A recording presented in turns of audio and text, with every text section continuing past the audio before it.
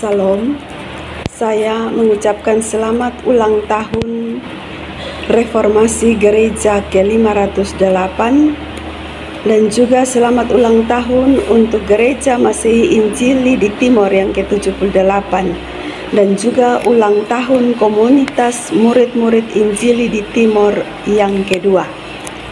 Dalam semangat Hari Reformasi yang jatuh pada tanggal 31 Oktober, marilah kita kembali kepada Kristus dan firman-Nya.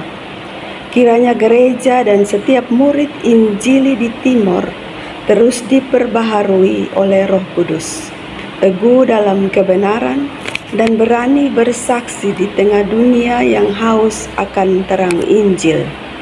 Gereja yang sejati bukanlah yang besar jumlahnya, melainkan yang setia kepada firman-Nya. Tuhan Yesus memberkati kita. Salam. Shalom, selamat malam. Beta Miranda.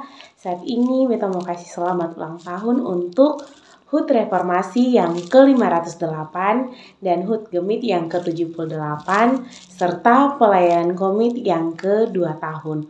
Tuhan Yesus memberkati baik itu pelayanan Gemit maupun komit dalam setiap pelayanan yang diemban. Terima kasih. Dalam semangat reformasi yang ke-508, saya mengucapkan selamat ulang tahun ke-78 Gereja Masehi Injili di Timor dan selamat ulang tahun yang kedua komunitas murid-murid Injili di Timor. Salam Pietas Literata Coram Deo. Salam, selamat siang bagi kita semua. Hari ini Jumat 31 Oktober 2025. Izinkan saya mengucapkan selamat ulang tahun Reformasi Gereja yang ke-508 dan ulang tahun Gereja Masehi Injili di Timor atau Gemit yang ke-78 dan ulang tahun komunitas murid-murid Injili di Timor atau komit yang kedua. Saya ajak dengan semangat reformasi, mari kita membangun masa depan yang lebih baik. Kiranya Tuhan Yesus, Sang Kepala Gereja, memberkati kita semua. Terima kasih. Salam. Salam saudara-saudara semua. Beta Vencesuan, beta mau mengucapkan selamat ulang tahun reformasi yang ke-58 reformasi gereja dan selamat ulang tahun untuk Gemit yang ke-78 dan juga untuk komit yang ke-2. Tuhan Yesus berkati untuk Gemit dalam usia yang ke-78 ini dalam setiap pelayanan dan juga komit sendiri dalam setiap pelayanan. Eklesia Reformanda Semper Reformanda, gereja yang telah direformasi harus terus direformasi sesuai dengan Alkitab. Terima kasih, Tuhan Yesus berkati. Taufan Bat mengucapkan selamat Hari Reformasi yang ke-508 dan selamat Hari Ulang Tahun pada Gemit tercinta yang ke-78. Juga selamat ulang tahun untuk komunitas murid-murid Injili di Timor yang kedua.